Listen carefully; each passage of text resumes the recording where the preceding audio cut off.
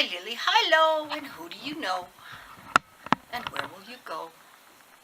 It's a dumb rhyme, and so I'll stop now. Washing dishes. I have to go out and run errands today, which because there are things that I didn't remember to get the last time I went out and ran errands. Yesterday? Is that yesterday? I think it was yesterday. Days kind of flow when you're unemployed, you know.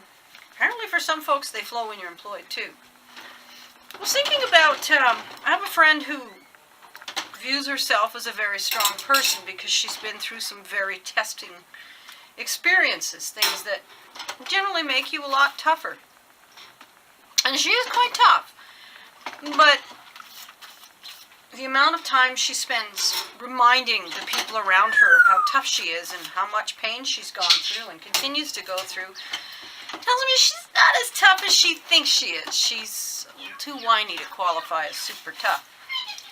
And it's interesting because we're having a conversation this morning about tolerating weakness in others, about how intolerant she is, about how she feels that if someone's not being tough enough, you're supposed to just get out on them, scold them, tell them to toughen up, and force them to earn your respect by becoming stronger. And I responded to her that I tried that and it doesn't work. They just whine even more. That wimps will be wimps, I said, and they are not going to toughen up just because you scold them. It's far better to just give them a hand up than let them try to stand on their own over and over again. And when they do try to stand on their own, praise them. Because if you go around looking for people who are already strong enough to meet your demands and to earn your respect, I said you're going to find that those people aren't there for you when you're weak. That when you have a time of weakness, as she probably doesn't understand, she already is having a lot of. I mean, every time we get together, I have to listen to her complain. She's complaining about her offspring and how they interact with her. She's complaining about the experiences she's had in life, which have caused her to have to get so strong and tough. She's complaining about how the world is treating her. She's complaining. She's complaining about everything and anything under the sun. So she's clearly not strong, because strong people, they might let you know how they're doing and where they're at, but they really don't dominate the conversation with the complaining. So I really don't find her all that tough. But then she is tough because she's carrying on. She's managing to not die in spite of what are very trying health concerns. But then, from my own perspective, not dying is actually pretty damned easy. Simply continuing to be alive does not strike me as tough. But doing your best, continuing to force your body to be physical, force your body to heal, constantly doing what it takes to stay healthy, in spite of the failure thereof, and in spite of enormous amounts of pain and discomfort to do so. Yes, that's tough. That's a type of tough. But anyways, so the tough people that you meet, that you strike you as, oh, well, here's somebody who's strong, they tend not to be there for you when you need them. You're like, oh, I'm having a bad day, my will is weak, or my strength is gone, or I'm just so lonely, or I need help with X, Y, or Z. They're like, well, why can't you solve that problem on your own? You need a ride somewhere. What's wrong with the bus? Well, why can't you take a taxi? You're too broke. Well, maybe you should try getting a job. They offer all kinds of inane solutions to your problems, none of which includes, let me get in my car, change my agenda for the day, and drive you somewhere, which she has done for me, and I have done for others. That's what people who understand that they're sometimes weak do for each other. They're like, I get weak, we all get weak. And so if you really want friends who are there for you, who are friends as opposed to occasional entertainment, which apparently seems to be what passes for friendship with a lot of people, is like, oh, well, we get together and have a laugh. He's my best friend. It's like, yeah, but, you know, when you've got the flu, is he going to come by and wash your dishes? Because, I mean, it's kind of, for me, what a friend is for. I mean, I can entertain myself in a million different ways. You know, and I could talk to my camera if I'm lonely, and you know, or I can write in my blog if I need to get it out of my system. I mean, if I need to get drunk and have a laugh, geez, I could do that in my house, all by myself with my Furbies. But my Furbies can't wash my dishes. They can't sweep my floors. They can't give me a ride somewhere when my car won't start, and my bike's broken, and it's too far to walk, and I can't figure out how to use the bus system. And that's not all buses in general. That's the Saskatoon bus system in particular. It's a horrible mess. It really is. It's designed with an attitude of, well, it's a charity, you know. This is for the bums in town so that, you know, we can feel better about ourselves. And it doesn't really have to be all that well done. You know, the drivers treat people like they're beggars. They treat people like oh, you know, you should be grateful I bothered to do this job of driving your sorry ass around. You're so lazy.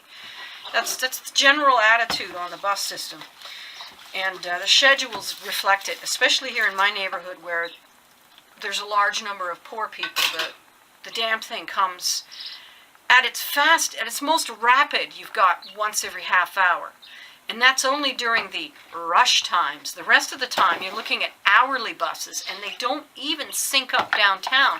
You could be looking up to an hour wait to get from the bus that you took to get, like, if I'm at the north end of town and I need to come home, there's going to be a bus transfer point downtown, and it can take up to an hour of sitting on an unheated bench in an unheated shelter at best, covered in spittle and graffiti.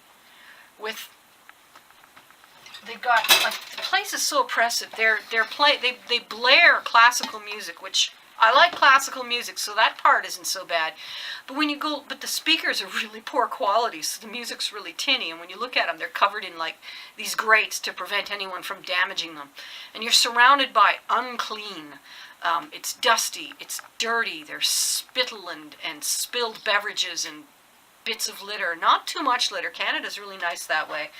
We don't tend to litter in general. But the place is simply not maintained well enough, you know, and like when vandalism happens, it's like, oh well, we're just going to leave it like that so you can see how miserable it is after you've done vandalizing. Well, you people are doing the vandalizing. Why don't you people clean it up? It's that kind of thing. It's like, I didn't vandalize anything. I didn't spit on a bus shelter. I didn't drop a candy wrapper. I didn't spill my slushy all over the bench. Why am I having to live with it? You know? I mean, you think you're punishing the people who did it by leaving it there? No, you're just making the whole thing more oppressive and less pleasant until I'd rather freaking walk somewhere. And I do. I'd sooner walk. And I'll do anything in my power rather than take this god-awful bus system. I don't even know how much it costs. The last time I checked, it was $2.50 a ride. That's in each direction, so $5 to get anywhere in town. $5 just to get somewhere and back. And the whole time, I'm treated like with extreme disrespect by the staff and by the condition of the system. No one who has any kind of self-respect is going to use the system, and all you're going to get is more of the same kind of people that you assume are the only riders of bus. But I've been in cities where the bus system is designed for working people. It's designed for people to commute to work, and the drivers are courteous, the drivers are helpful, the drivers choke down their impatience when someone bugs them yet again, and they interact with you. And the Saskatoon system was like this in the early years, and I used to use it quite a bit, and I quite enjoyed it. The buses are kept clean, even though, you know, some of the patrons are filthy and make the place filthy. Somebody goes in and cleans it.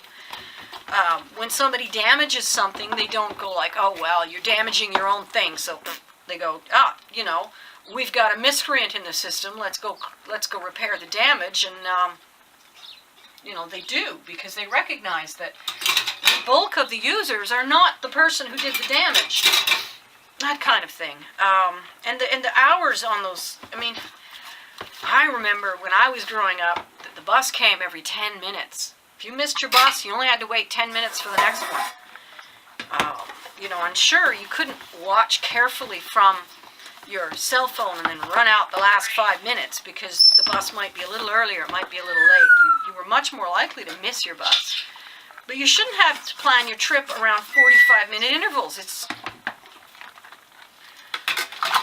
asking too much for me, and I can get downtown in 20 minutes. I can walk downtown in 20 minutes and then catch a bus to where I'm going, rather than that hour-long transfer and the however long waiting here at home. And it's warmer, because you're warmer when you're walking. So, so this whole being tough and demanding of people that that they toughen up, you're not going to get anywhere with that. They're as tough as they know how to be. They're always as tough as they know how to be. And there is a fine line between abling and enabling. When you're abling someone, that's giving them just enough help to feel confident to try harder. When you're enabling someone, you're not being patient with them. You're just jumping in and taking over and making it easy for them. That doesn't work either. Somewhere in the middle, you've got to give them just enough help to try and then back right off. When you watch a mother teaching her child to walk, she lets him hold her fingers, but then she's like not giving him any support at the same time. As soon as his legs are holding him, she starts leaning in and letting him take the weight of his own feet. But then she's still there when he starts to sway. She brings in some strength again. She gauges the amount of muscle strength she's putting into supporting this baby based on his ability to hold himself up. She doesn't go, well, if you want to walk, get up and walk already. Don't look at me like I'm your mother. And there's a telling phrase. What, am I your mother? Well, yeah, what if we were? My battery didn't make it to 30 minutes. That means I don't have any idea how long I've been talking, because I kind of gauge it by whether or not the memory card, it only records for 30 minutes at a stretch, and then it will stop, and then you can record some more based on how much memory card capacity you have, and at 16 gigabytes, I've got lots. Yeah, so anyway, I was talking about being hard on people to make them to be tougher. It doesn't work. You don't toughen people up by being tough with them. You toughen people up by being patient with them. Swear to God. And it doesn't always work. Sometimes, you just have to give up on someone. But that's like what I say with advice, Go ahead and give me advice. I may not take it, but it will inform my decision. You give people advice and you're like, okay, so if you want to solve this problem, you do A, and then when you've got A working right, you do B, and then it's real simple. You just follow right on through to C and everything's solved. The next thing you know, the person's out there, they're trying X, Y, and Z, and you're like, I told you A, B, and C. They're like, well, yeah, but I didn't like B because A was like this, and then there was these other situations, and that made it a little more challenging, and so I thought I'd try X, Y, Z and see if I come up with an answer. And you're like, well, if you're not going to take my advice, I'm not going to give you advice anymore. No, he's trying X, Y, Z because he knows about A, B, and C. And if he didn't know about A, B, and C, he might be trying M, L, and N. L, M, and N? My alphabet skills are weak. They might be trying, L, M, and N, and completely failing. But instead, they do X, Y, Z, and then they suddenly find that they can do C. It's like, oh, extra step involved. But they succeeded. And that's because of the advice you gave them, even though they didn't take the advice. And the same thing goes with the patients. you may reach a point where you lose patience with someone and you stop giving a damn whether they get it or not, and you don't want to listen to them complain anymore, and you know you're just taking a break from them, and then one day you run into them and they've got it, and you're like, you know, and then you find out that someone else gave them the exact same advice, but they were more receptive to it that time and actually followed through, and maybe the advice wasn't delivered the same way, and they have achieved what it is that you felt that they should achieve all along, and now all of a sudden you approve of them. Well, why don't you just let them be a little less than you think they can be? Why don't you just stop with the expectations? And, you know, if there's nothing about them that you value, we'll move along. But if there is, value it, praise it, nurture it, and let the rest be.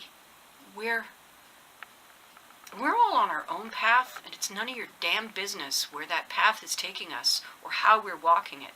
Honestly, no matter how much you love me, or you love your sister, or you love your brother, or you love that girl down the street, or you love it doesn't matter or your child, it doesn't matter how much you care. They're the ones holding the wheel. It's like coming up behind someone in traffic and deciding to force them to drive faster by driving dangerously close to their bumper. And then when they slow down, you're mad because, you know, they shouldn't be driving so slow, and now they're even slower. And it's like they're slowing down until the distance that you're giving them is equal to the speed that they're doing. You know, that old count 3 seconds, and then that's the distance you should be going for stopping distance. They're like, well, your stopping distance is good for about 5 miles an hour, so we're going to drive 5 miles an hour until you back off to where I can drive 10. And you're like, I'm going to force you to drive faster. Well, you're not. You're not going to force them to drive faster. You cannot force other people, and you have no right to. You don't get to decide for them when they should and shouldn't brake, when they should and shouldn't speed up or slow down. You don't get to decide for them. They're the ones in charge of that vehicle. And we're all in charge of our own lives, and nobody else has any right to tell us how to steer, when to slow down, when to speed up, when to brake, when not to brake. Nobody else has the information necessary to make those choices for us or to us. If you're doing that for someone else, it doesn't matter how much love there is behind it. You're making a huge mistake. Back off, bite your tongue, go eat a big tub of hot popcorn if that's what it takes to find patience, but back off. Let them figure it out. They might not. That's not your problem. It's really not your problem. While you're busy trying to direct somebody else's life, you're probably going to run off the cliff yourself, and or run into their bumper, and or something's going to happen, like maybe you'll hit that massive pothole they were slowing down to watch for. You know, maybe conditions were actually that poor and you're going to get caught. That's one of the tricks about driving far enough back behind someone, like giving enough following room. Yeah, I know people are going to change lanes into that space. That's part of the reason you leave that space, so that other people can change lanes into it.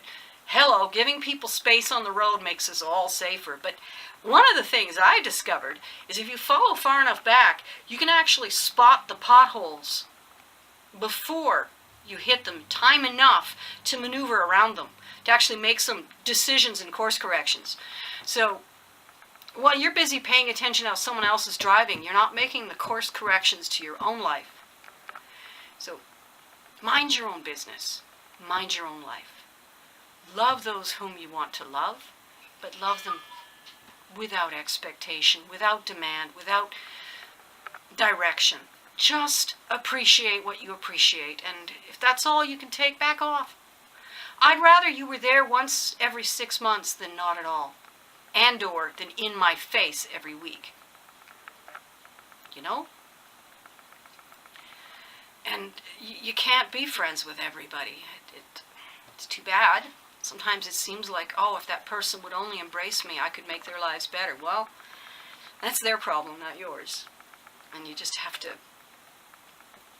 eat it. And all the things that I've been through and done in my life, all of the hardships, the hardest thing ever has been to back off and let somebody fail. Watch them fail, to watch the train wreck and not get involved. And I have dumped people for the simple, from my life for the simple fact that I couldn't stand to watch their train wreck.